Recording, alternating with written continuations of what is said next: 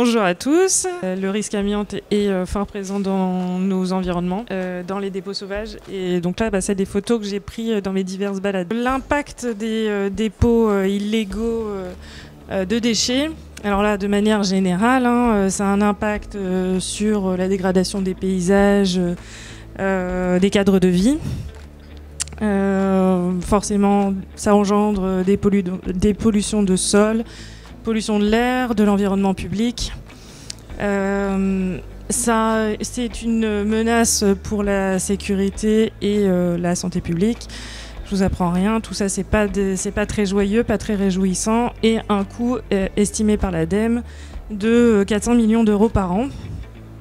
Donc un coût qui est porté par les collectivités essentiellement et qui est un coût conséquent. Quelques chiffres, on estime qu'on produit chaque année dans le secteur du BTP 200 millions de tonnes de déchets, donc qui sont produits chaque année. On a une estimation selon l'ADEME comme quoi il resterait 15 millions de tonnes de fibrociment amianté.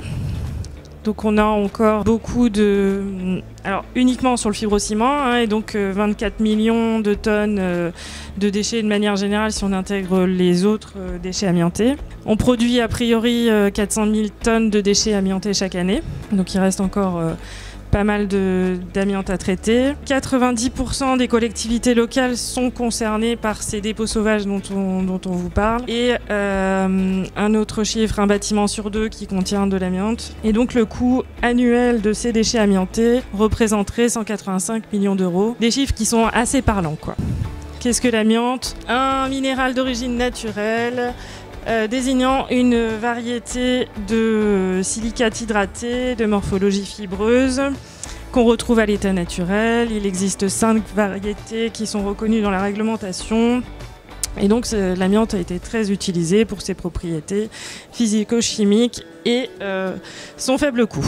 Quels sont les dangers de l'amiante ? Une fibre qui est dangereuse. Ce qui fait sa dangerosité, c'est sa taille et sa structure. Ça reste une fibre qui est biopersistante, qu'on va conserver dans le corps et qui va avoir une réaction avec un délai de latence qui peut être très important. Quels sont les types de matériaux qui sont susceptibles de contenir de l'amiante ? En fait, on en retrouve partout. Donc effectivement, le fibrociment, c'est ce qui est le plus visible parce que finalement, c'est quelque chose qu'on a produit en grande quantité. Dans les années 90, ce qu'on importait, 80% de l'amiante qu'on importait était utilisé dans le fibrociment. Et donc c'est ce qui fait que ce matériau est très visible, mais on trouve de l'amiante ailleurs. Pas que dans le fibrociment. Donc dans le bâtiment, on en trouve partout, dans les différentes parois verticales, dans le sol, dans la couverture, dans les cloisons intérieures, dans les canalisations. Donc on les trouve dans les bâtiments, mais pas que. On en trouve également dans d'autres secteurs d'activité. Et donc, selon le BRGM, on en trouve également ce type de quantité-là pour d'autres secteurs d'activité. Les terres amiantifères, les équipements industriels, les véhicules, les TP, les enrobés, donc avec des quantités effectivement plus présentes dans le bâtiment, mais on en trouve dans d'autres secteurs d'activité. Qui est responsable de la gestion des déchets ? Le principe à retenir dans la gestion des déchets, c'est que le producteur, c'est la personne dont c'est l'activité de produire des déchets. Le détenteur, c'est celui qui, à un moment, détiendra ces déchets. En tout cas, le producteur ou le détenteur est responsable de cette gestion des déchets jusqu'à son élimination finale. Alors, qu'est-ce qu'on fait quand on découvre un dépôt sauvage ? C'est un délit. Donc qui peut entraîner une sanction pénale et ou administrative. Et donc la solution peut être le dépôt de plainte. Les amendes, elles peuvent aller de 1 500 € à 75 000 €, mais c'est pas non plus quelque chose de fréquent et de facile à démontrer. Donc si on dépose plainte, il faut le faire, mais c'est quand même peu fréquent que ça aboutisse à une plainte pour savoir qui est responsable dans l'histoire. J'ai mis une source à consulter qui est un guide qu'a fait le ministère de l'écologie sur la lutte contre les abandons et les dépôts illégaux de déchets, qui est plutôt assez bien fait sur la manière de mettre en place des moyens de lutter contre les dépôts de manière générale, pas que les dépôts amiantés. Qui faire intervenir quand on découvre des dépôts sauvages comme ça ? Donc évidemment, on ne va pas exposer du personnel qui n'est pas formé à l'amiante, à minima. On ne fait pas intervenir le technicien de la commune qui n'a jamais été sensibilisé au risque amiante. J'ai hésité à mettre des petites photos de ce qu'on voit parfois de gens qui font ça à l'arrache. Donc non, on fait intervenir une entreprise qui est à minima formée au risque amiante. On peut faire intervenir donc une entreprise dite de SS3, c'est-à-dire une entreprise qui est spécialisée dans le désamiantage, ou une entreprise de SS4 qui est plutôt pas spécialisée dans le risque amiante mais qui a été formée à ça. J'ai posé la question à la DGT qui me confirme qu'une opération sur des dépôts sauvages, ça relève bien de la SS4. Donc pas forcément de nécessité à faire intervenir une entreprise de désamiantage. J'avais fait une slide sur la différence entre la SS3 et la SS4 pour bien faire comprendre qu'est-ce que ça a comme impact si on choisit l'une ou l'autre, puisque la responsabilité de classer l'opération en SS3 ou en SS4 va relever du maître d'ouvrage. En SS3 et en SS4, on va avoir l'évaluation des risques qui est la même finalement, c'est-à-dire définir le niveau de risque. C'est la même chose que ce soit en SS3 ou en SS4. On aura les mêmes moyens de protection collective et individuelle dans l'un et l'autre des cas. Par contre, dans le cas de la SS3, on devra faire déposer un plan de retrait amiante sur lequel on a un délai d'1 mois d'intervention, alors qu'une intervention de SS4, ça se fait dans le cadre d'un mode opératoire sur lequel il n'y a pas de délai. La formation du personnel, elle est dans les deux cas, pas forcément dans les mêmes modalités, mais dans les deux cas, il faut qu'on ait du personnel qui soit formé. En matière de suivi médical, fiche d'exposition, moyens de protection collective et individuelle, décontamination, gestion des déchets, on est sur les mêmes règles dans l'un et l'autre des cas. En termes de métrologie, et du coup, c'est là que ça pourrait impacter en termes de coûts, c'est que l'entreprise de désamiantage elle a plus d'obligations de métrologie qu'une entreprise de SS4, même si pour autant elle devra respecter la valeur limite d'exposition professionnelle et le code de la santé publique dans les deux cas. Et enfin, l'entreprise de SS3, elle est certifiée, ce qui n'est pas forcément le cas d'une entreprise de SS4.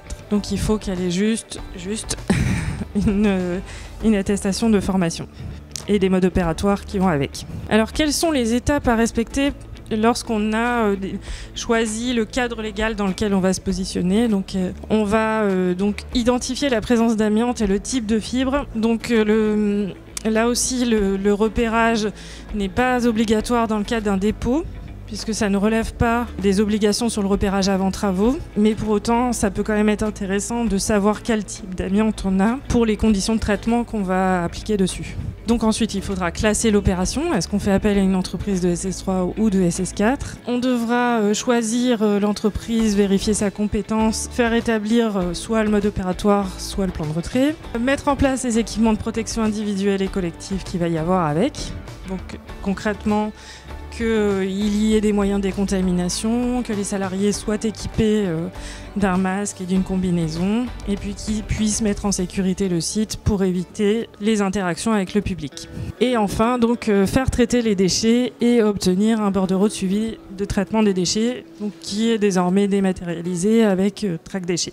En matière de filière d'élimination, donc on a deux grandes méthodologies, de grandes filière d'élimination. On va avoir l'enfouissement qui représente 97% du traitement des déchets amiantés. Donc on en retrouve de deux types, soit les installations de stockage des déchets dangereux. BRGM estimait qu'il y avait 14 ISDD pour traiter les déchets et 80 ISDND qui prennent en charge les déchets amiantés. L'inertage, donc, qui représente 2 à 3% du traitement des déchets, qui est l'élimination définitive possible grâce au traitement à la torche à plasma. Donc on part de la torche à plasma et on obtient à la fin le cofalite qui permet d'avoir une matière qui est plus dangereuse. Et donc une seule usine en France et donc un coût quand même élevé, un coût de traitement comparé à l'enfouissement. En termes de maillage territorial, donc les exutoires, on n'en trouve pas forcément sur l'ensemble du territoire et c'est peut-être là une partie de la problématique en fait.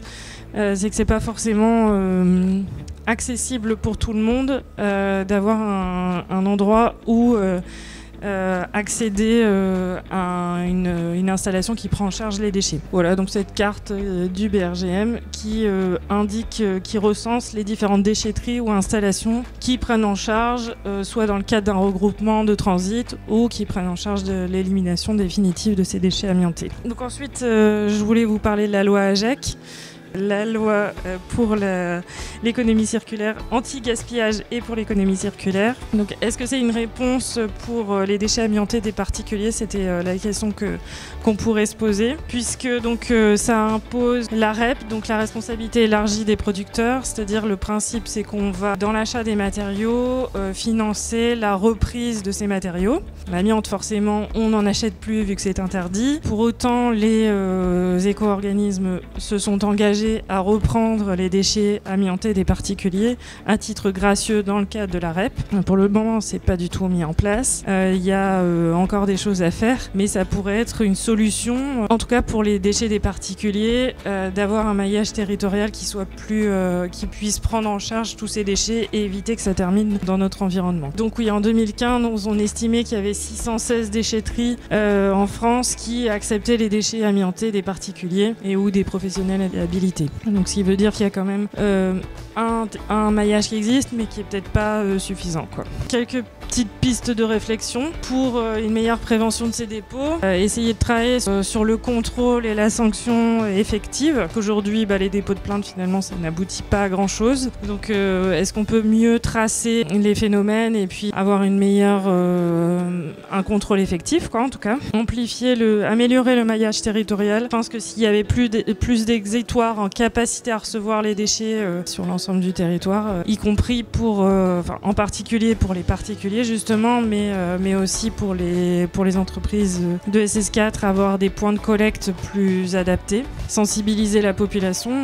Aujourd'hui encore, beaucoup de gens se disent que l'amiante c'est un problème qui n'existe plus, mais c'est pas le cas. Et traiter les situations locales au fur et à mesure pour éviter l'installation de décharges à ciel ouvert dans des zones qui sont plus ou moins cachées. Au plus on traite au fur et à mesure, peut-être qu'on évite le sentiment que cet espace-là, il est libre pour les déchets, quoi. Voilà un peu ce que j'avais imaginé comme piste, mais j'ouvre le débat. Qu'en pensez-vous ?